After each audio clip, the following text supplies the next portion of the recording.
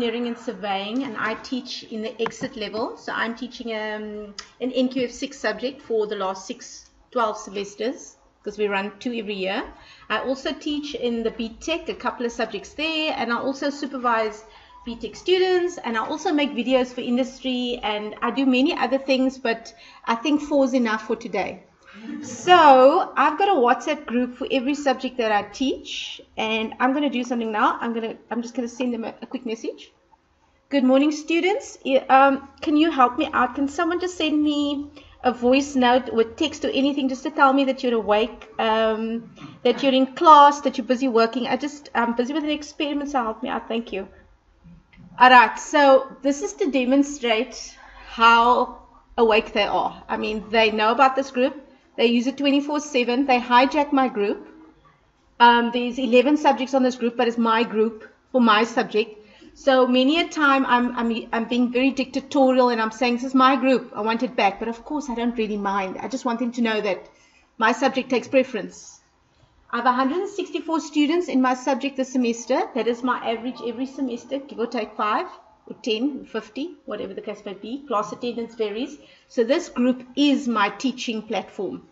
And there's about 250, 270 students, because the largest subject in our department has that amount of students, given the failure rate, because I mean it's engineering, so not everybody should be doing engineering. So now we come to my presentation, which is available for you to look at your leisure. But I thought, today we must demonstrate the tool. So that's what I've done now with my diploma group. And then I want to show you my BTechs, because BTechs are more mature students, right? And I want to demonstrate that quickly. So I'm going to just have a slight moment of incompetence because I can't find that group now. There they are. And, oh, blessed me, I want to demonstrate something here.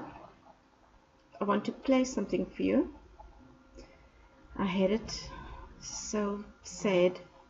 And now it's gone. This is so sad. Oh, looking competent in front of your peers. I'm just, One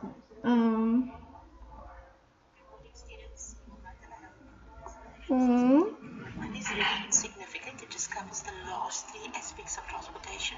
But the more significant one is the MT. You will notice that it's been sourced from. Okay. Hi. Okay, cool. It's been sourced from 3 various documents. The primary one is the South African guideline, and then in addition you've been given 1 international piece, but the 2 cumulatively will help you to answer the questions in the presentation. Thank you so much, guys. Okay, so that's like Thank you so much, guys. Bye. So you can see I'm embarrassing myself. I'm just talking off the cuff. This is 3 o'clock in the morning. Kids are sleeping. So this is life for me, because my students work weird hours. So that's what I've done. I've undertaken to work when they work for a few days, and then I don't, and then I do, and then I don't. So this is commitment being demonstrated here. This is attentiveness. This is responsibility. It's all the ethics in one go. Okay. So my BTech group works when they work, because they're working students. My diploma group, business hours. And when we have protests on campus, they go to malls and libraries, wherever there's a good Wi-Fi signal. And immediately they work in groups. So what I want to do is, while we're waiting for responses on either group, I quickly want to cast you back to 2016 when I had my FMF experience. I had 1 term with my students, and I really thought I did a good job. And then FMF happened, and I had 2 days to consolidate a strategy. And what I opted to do was, I said to myself, what do I have left that I need to do? And it was the design aspect of the subject. I teach transportation materials. So in the first term we do theory, in the second term we do a big fat design project, which really is 3 components, right? So my strategy was put together a workbook, and it must be nicely ordered. And then any learning product, i.e. a video, an audio clip or anything, must sort of be referenced in that document. So I did that for the first time, and I learned a lot from that process.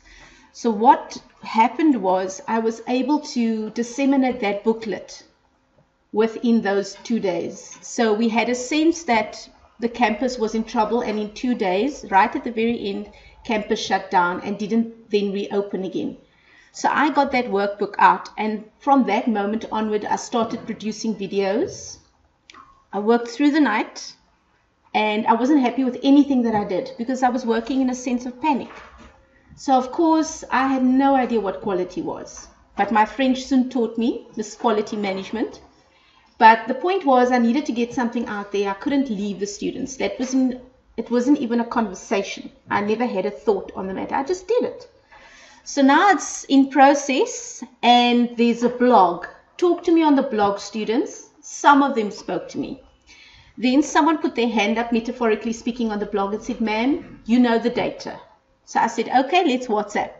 Now, of course, I'm casting and poking fun at the situation. There was no fun in the situation. But, you know, when we reflect, we can see the humor in things. So that's how I learned to use my cell phone. Okay? And I started talking on the WhatsApp. And eventually I stopped talking and I started typing. Again, data.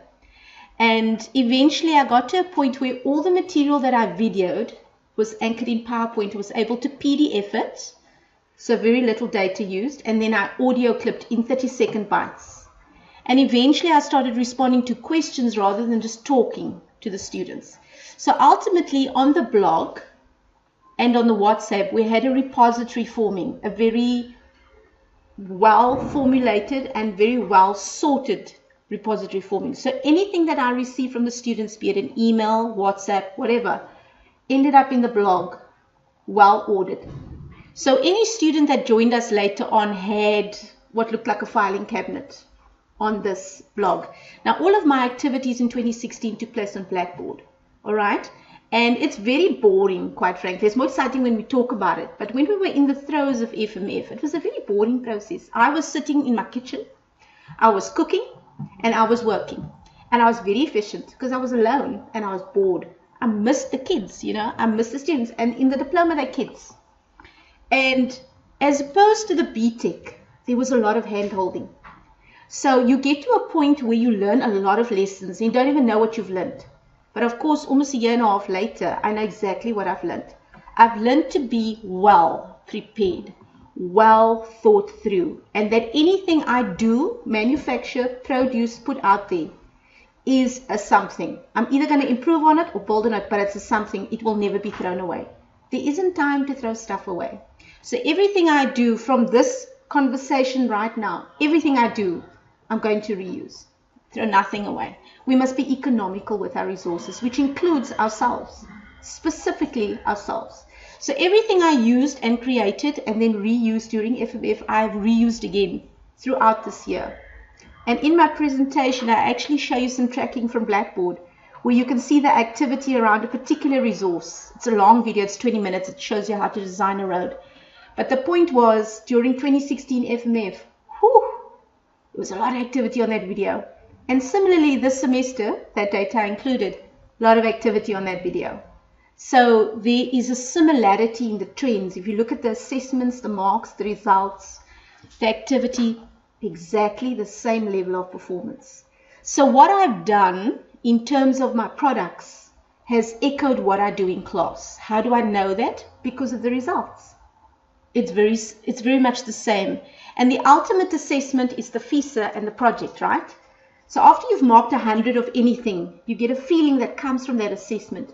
The kids are doing better, the kids are doing the same, the kids are doing less. But you get a very intimate understanding of how they did and how they've done and what they've done.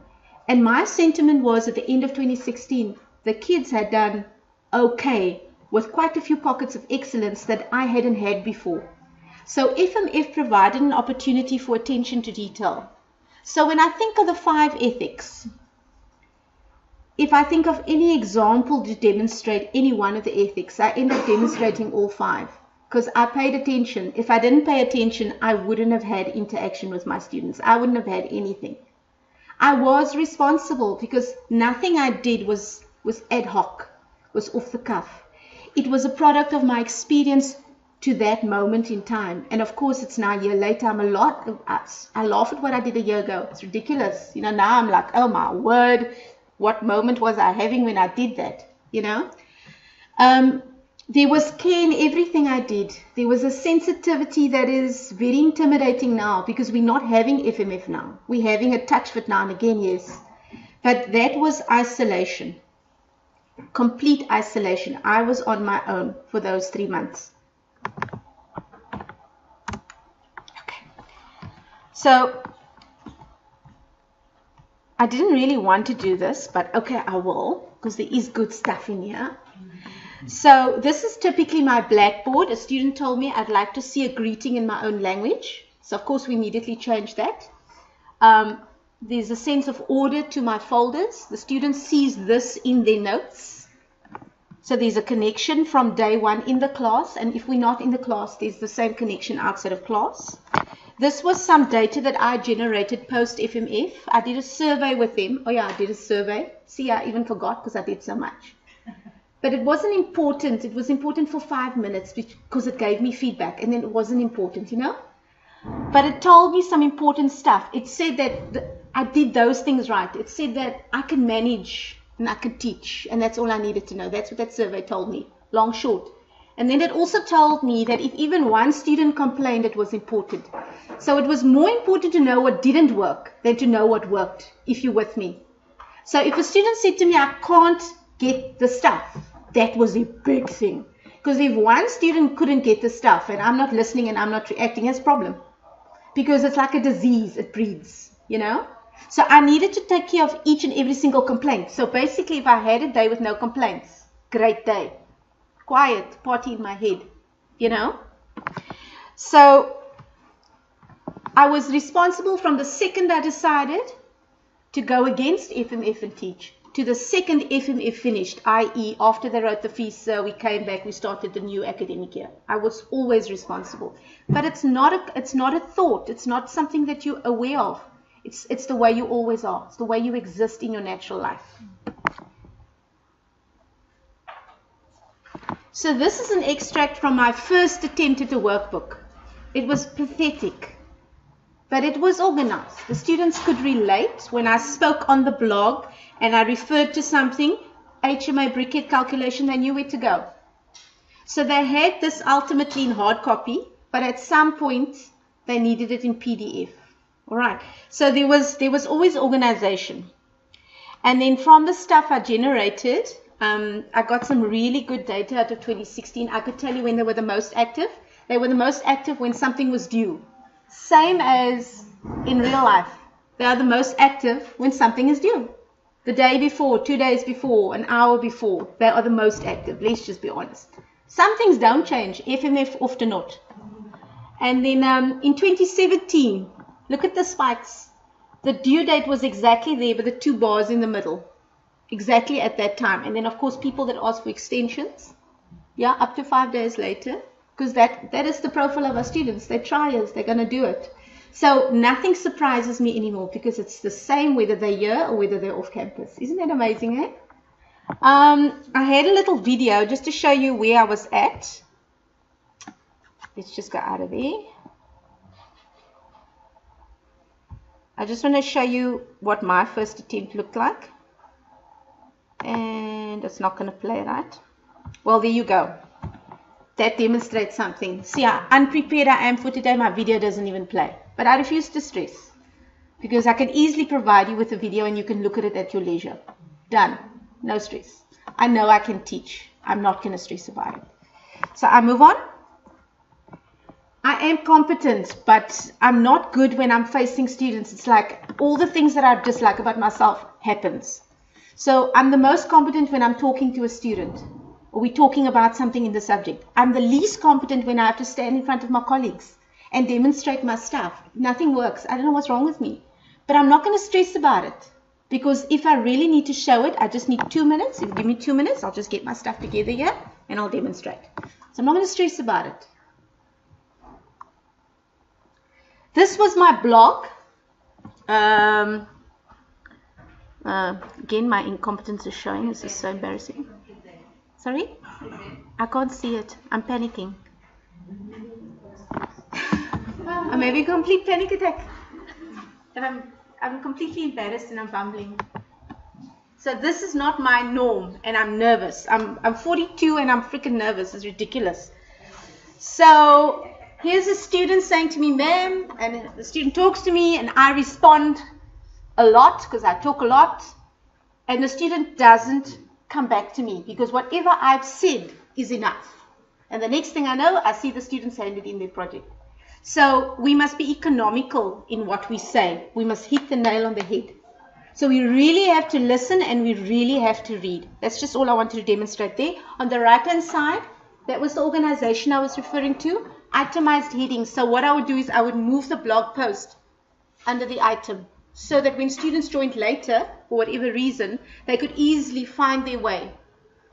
And there was correlation between my blog and my document, etc. I referenced this again because I wanted to talk to responsiveness. Students respond to me. I don't know why. No, I do. Because I'm approachable. And I'm human. And it's obvious I'm human because I'm not perfect. I talk too much. I talk too little. I talk about irrelevant things. I talk about the right things. I'm completely and totally human to them. And I think that's what they respond to. Also, I try. I abuse WhatsApp. I talk about things that's not related to the subject on WhatsApp in 30-second bites. But I think that is what makes me approachable. So I'm not this know-it-all personality. So I just wanted to demonstrate that you don't get that unless you have a relationship with your students. So I'm going to just brag about that because that was pretty cool. So I showed solidarity with my students. That was never a question. But whether I showed solidarity with FMF, that was absolutely a question. I mean, I was never really on the right side of the line. I should have been on the picketers' side. I should have not been doing anything. I should not have been active. But that's not how I'm made. I worked in industry for 15 years. I came here and I had to be busy. I could not be busy because that's what happens when you work in a consulting environment, in a contracting environment. You're busy, busy, busy. And you're still that person. So Feasibles 4 was fun for me. In absolute honesty, because I got to show what I'm made of. I got to like really put my IQ on display, and eventually I didn't even care anymore. I was just determined to get all these guys out because I didn't want to see them again. I needed fresh minds to mess with. But really it became a point of pride. You know, I'm not going to be intimidated by FMF. I'm arrogant enough to believe, that's unfortunately a side effect of being an engineer, I'm arrogant enough to believe that I can do this. And mostly I did. But it irritated me that students failed. It just absolutely irritated me. Because, I mean, how dare they? I mean, you know, their parents pay a fortune. Blah, blah, blah. How dare they? I mean, what right do they have to fail? You know? Hello? So, it's very personal for me. And it remains personal for me. So, recently, my BTEC got hijacked this semester. We have 3 weeks in our BTEC. Week 1 and 2 got hijacked. And for a second there, I panicked and I thought, oh my word, here we go again. But then I thought, hold on, man. Hold the phone. I took my phone and I sent everyone via their CPUT email address. I sent them a link. And I said, join me on this group and let's chat. And I quickly ascertained everyone had a laptop. Maybe everyone didn't have data, but they had a laptop or computer of some kind. Or they had a phone or they had a tablet and they had access to Wi-Fi somewhere. So I said, right, what can I do? And I compiled documents, PDFs, PowerPoints, whatever I could. And I quickly made a repository. And then a student put his hand up and said to me, ma'am, Ash, my Blackboard is not working. And he couldn't come onto campus because he lived in, I don't even know where he lived, but he wasn't in Cape Town. And I'm thinking, oh my word, here we go again. All the things that irritate me about students. So I thought, right, bugger Blackboard. We're going to go to Google Drive. So we went to Google Drive and then we somewhere went to blogging, Google Blog. And then we ended up in Google Forms and we somewhere did an online test with grey questions because obviously you've got to be careful of the plagiarism.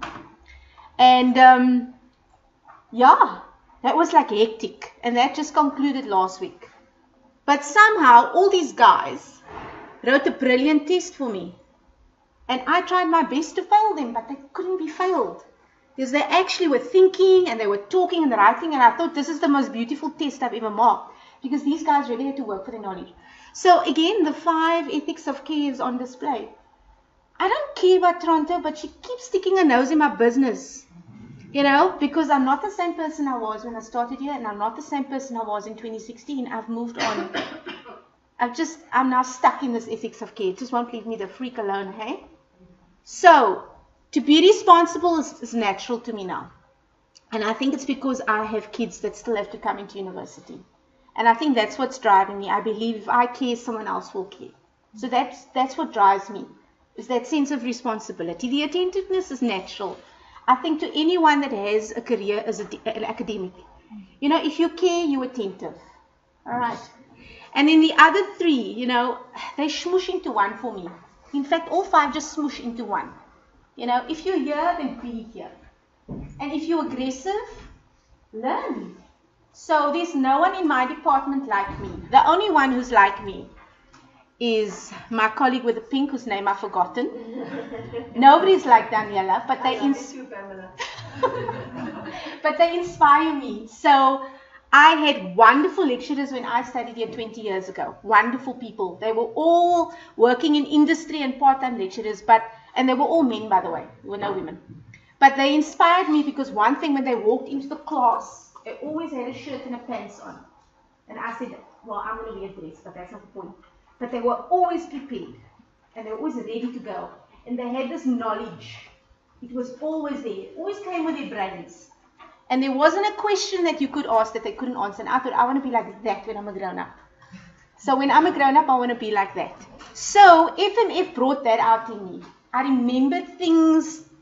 Sheesh, I never thought I'd ever remember, but I remember how prepared they were. And I remember the care they took and the time they put in, which was beyond the 40-hour work week. And I remember the commitment. They always finished everything on time with their 2 little pens in the pocket. So metaphorically speaking, we need people to inspire us. And I said to myself, 20 years from now, any one of these kids could be lecturing here. And hopefully, I've done a good job. Thank you.